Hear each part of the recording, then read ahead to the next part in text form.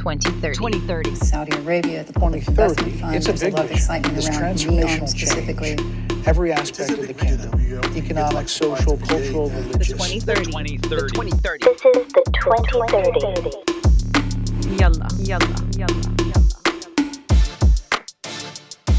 This is the 2030 episode 59. Dr. Hanaa Al-Moabed, live and in color from Kirkland, Washington. Hello, how are you? What's up?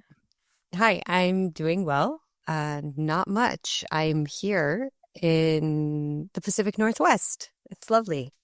It's lovely at your family home. And give us some deets. How's the weather? What are you up to? Like, what's going on? The weather is amazing. It is 17 degrees, partly sunny, beautiful view of, mountains, lake, trees. It's very green here. I love that. And it's been good. Yeah, I don't have awesome. a lot to say. I mean, it's kind of like a routine trip, but it's wonderful when we're here. Yeah, whole family there. You've got your piano like on deck, ready to go, just in case you want to spin around and start playing for us. That would be cool. Yeah. A musical element wouldn't hurt. This week, Dr. Hanaa, we have Faisal Durrani. How are you doing? Oh man, I thought I might escape that. No, I'm doing great. I'm doing well.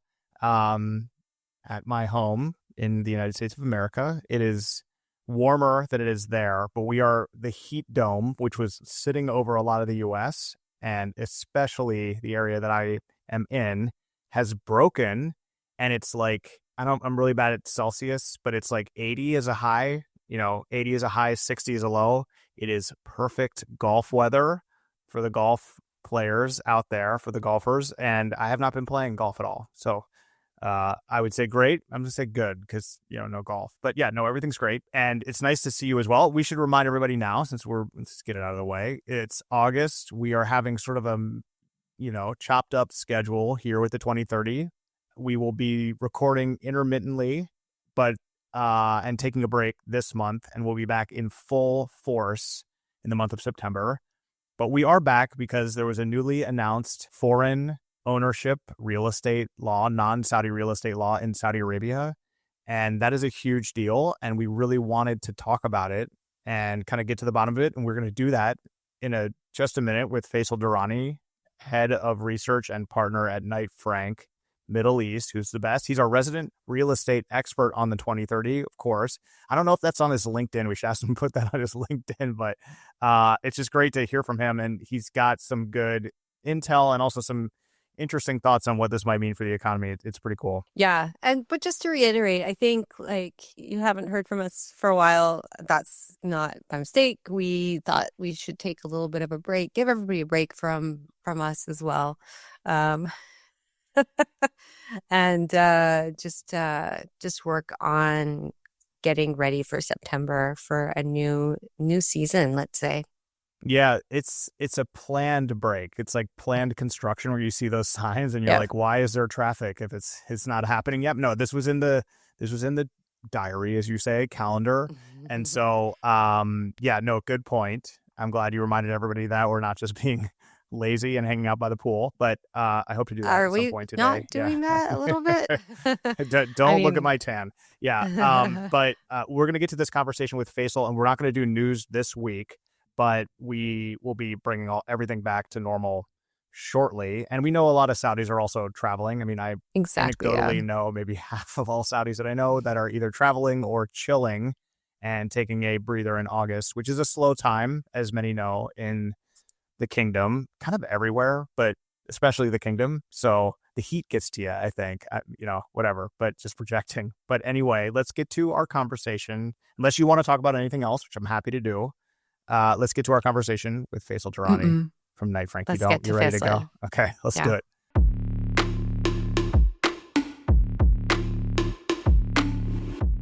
Details are emerging on the new non-Saudi real estate ownership law, which replaces a decades-old law and is set to transform the real estate market in the Kingdom of Saudi Arabia. There's excitement about this law, new opportunities for people to own, foreign investors potentially opening up their wallets, huge impact on the economy, and yes, potential impact on pricing. There's also curiosity around the details. Here to break it down for us, back on the program, the 2030s real estate expert guru, Mr. Faisal Durrani, partner and head of research, Knight Frank Middle East. Faisal, great to see you. As always, man, what's up? How are you? I'm good, thanks, Luke and Hannah. Thank you for having me back on the show again. Yeah, all good. It's been a very busy summer for us, churning out lots of data and analysis on markets around the Middle East and North Africa. So yeah, looking forward to September when things will start ramping up again for us. Always good to be busy. Can you provide a high-level overview of the law? Can you set the stage here for the rest of this conversation? You know, what's in the law? Sure. Look, the law announcement to allow international buyers access to the Saudi real estate market has been something we've anticipated for quite some time.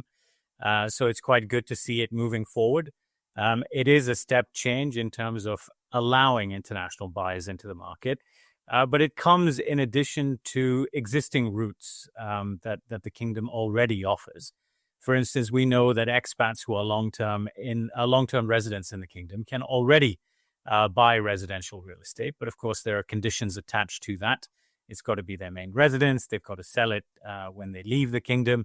And then last January, we had the announcement of the new premium residency visa options, one of which was connected to property ownership. And of course, Knight Frank, we're not a law firm, but what we did note in that law change was that for the first time, the law specified that you could own a number of properties as opposed to a single property. But again, there were some quite rigorous conditions attached to that. For example, the total size of the investment was 4 million riyals. The property must be completed, or properties must be completed. There can be no debt or mortgage against those properties. Which again restricted the pool of potential buyers that could access that. But it did, wedge the door open to international investment and allowing for buy-to-let investors to come in. So this change comes in addition to that. And of course, we'll have to wait till January next year until the law is implemented. And hopefully between now and then, we'll get some more clarity around how it will be implemented. But our understanding at this early stage is that it will be confined to some specific neighborhoods or zones in Riyadh, in Jeddah, in Makkah and Medina. And in a way that sort of mirrors what's been done in the past around the GCC and North Africa, for that matter. Abu Dhabi and Oman, for instance, first opened up their markets in quite a similar way, confining international investment into specific projects. Yeah, specificity, I think, is a really important word there. And we know I'd like to do kind of maybe broad view, talk about the housing market overall. Like we've talked to you before on how when we are talking about, Saudi, we need to be city specific. But across the market, rents in Saudi are rising. So there's been a reported 7.6% increase in June 2025. So any thoughts on what effect this law might have on supply and affordability? Look, I mean, we have talked about this before, Hannah, but affordability has become one of the key defining issues in the market.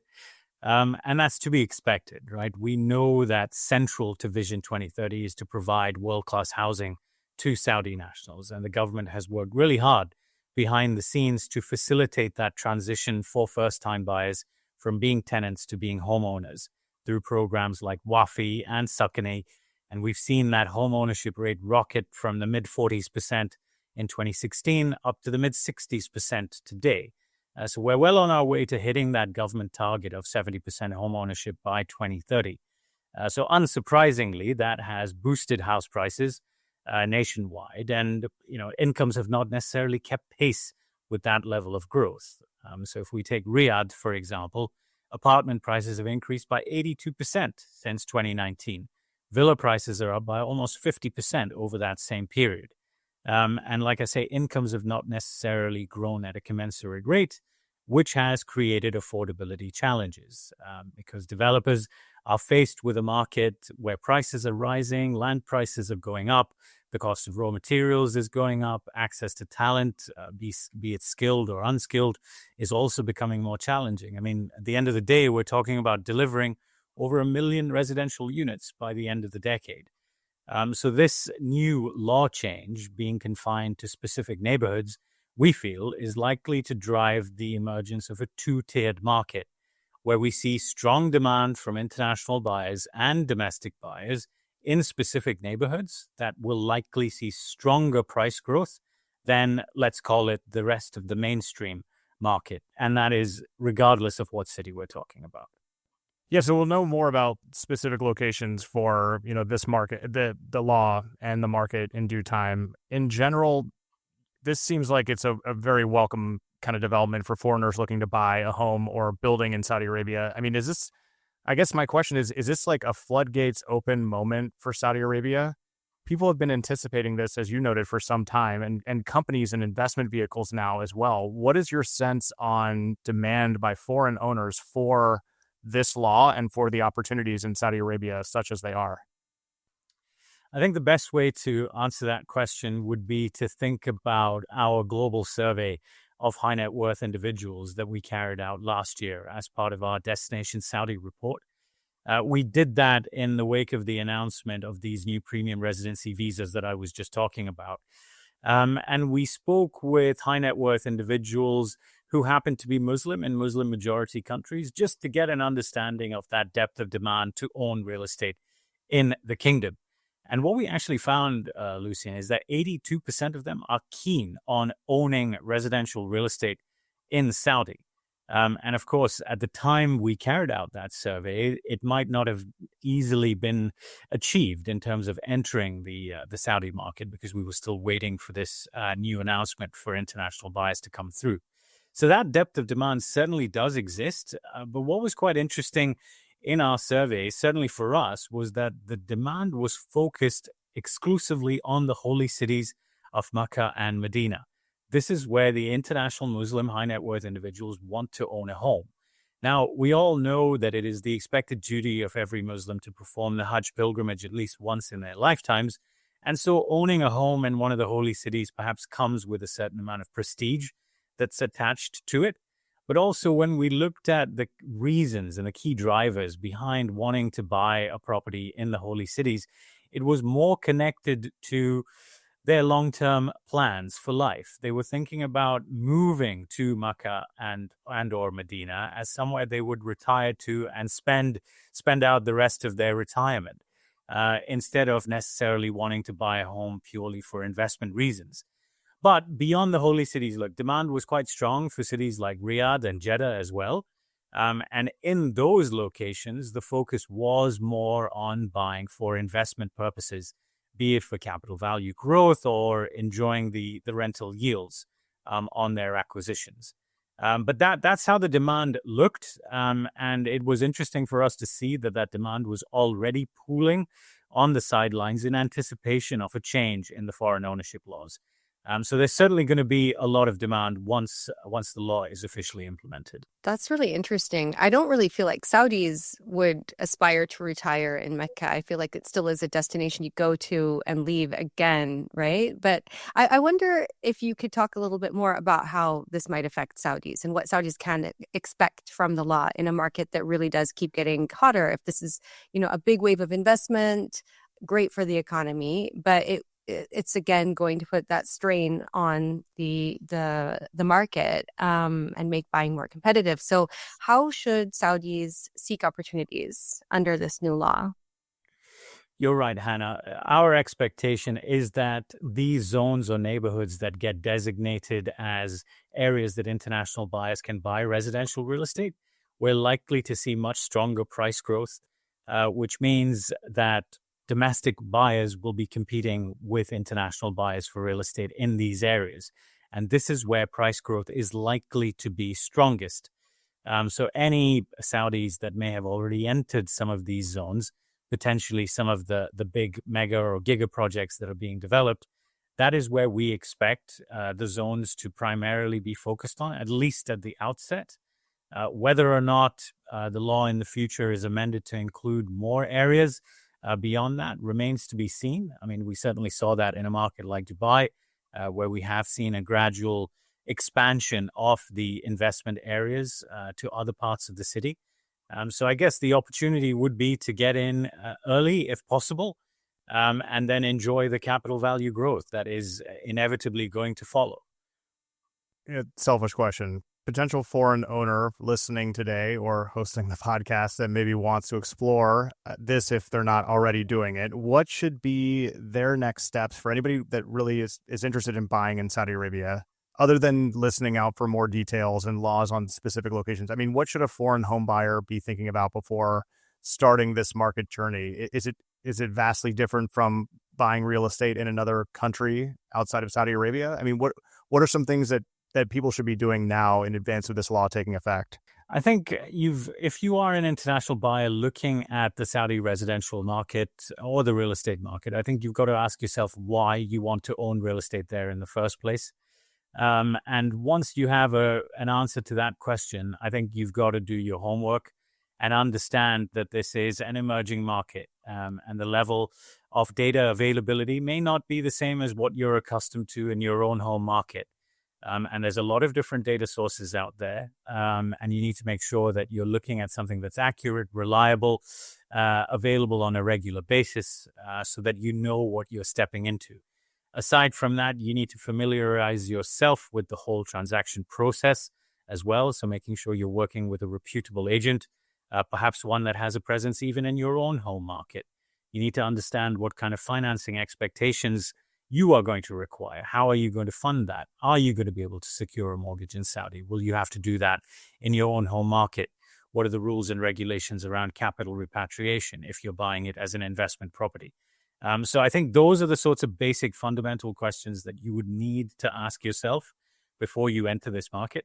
But, needless to say, as I mentioned before, with the change in the ownership laws, there is going to be stronger price growth in these investment zones than the rest of the city. So it should become increasingly more attractive to a greater pool of international buyers beyond just Muslims around the world.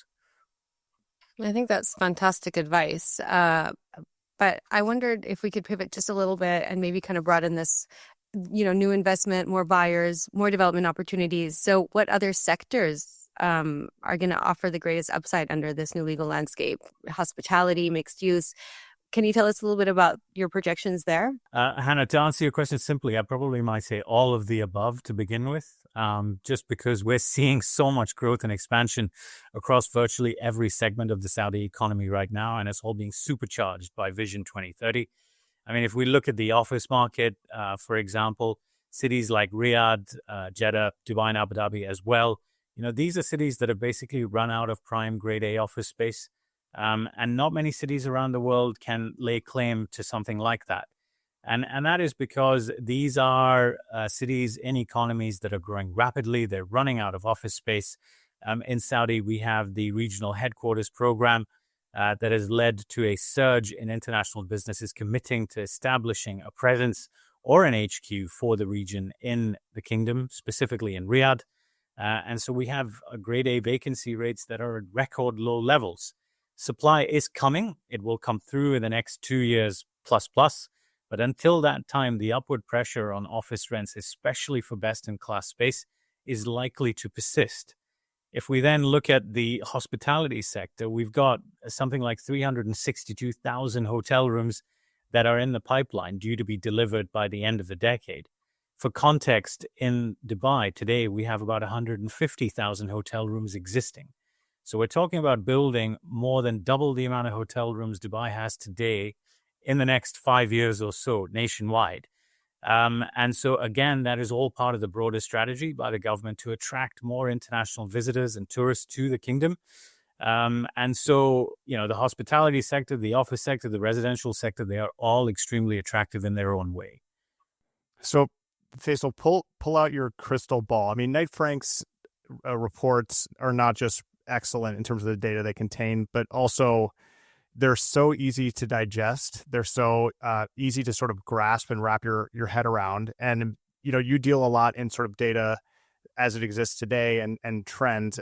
I'm wondering if you can sort of put a bow on this thing for us and talk about the long-term economic and maybe even social impact of a law like this. It is historic.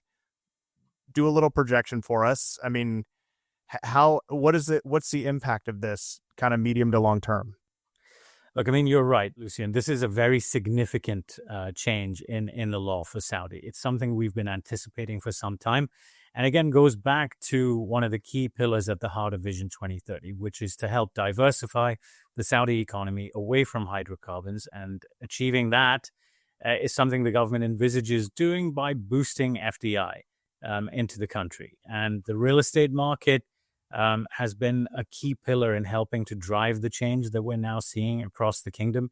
I mean, we've got vast new cities being built nationwide. Neom, of course, being the crown jewel in His Highness's vision for the kingdom's transformation. And these super cities of the future, I mean, we're not seeing any development of that scale or level taking place anywhere else in the world, which is why it is such a significant change of law and such a significant new doorway for international investors to come into this market. Because the long-term projections for the Saudi market, I mean, if we look at where residential prices are today in a city like Riyadh, we're talking about $1,500 US per square meter. That is about 50, 60, 70% lower than other regional markets. So there is still a lot of room for growth. And when we think about some of the population growth projections for Riyadh, for the kingdom as a whole, the plans to attract more international talent into the market, we know that the demand for residential real estate in particular is only going to rise from here on. Faisal Durrani, just thank you again so much. When this law was announced, like the second it was announced, Hannah sent me a WhatsApp message and with the link and was just like, Faisal. And I was like, yep, got to get him on. I'm so glad you joined us. Thanks for this update. And we'd like to check in with you again in advance of the sort of laws rollout. Hopefully, inshallah, we'll have some more details by then. But thank you so much. Really appreciate it and great to see you. Thanks, Lucien. Thanks, Hannah. Thank you, Faisal. Gone are my blues and gone are my tears. I've got good news to shout in your ears. The long-lost dollar has come back to the fold. With silver you can turn your dreams to gold. Oh, we're in the money, we're in the money. We've got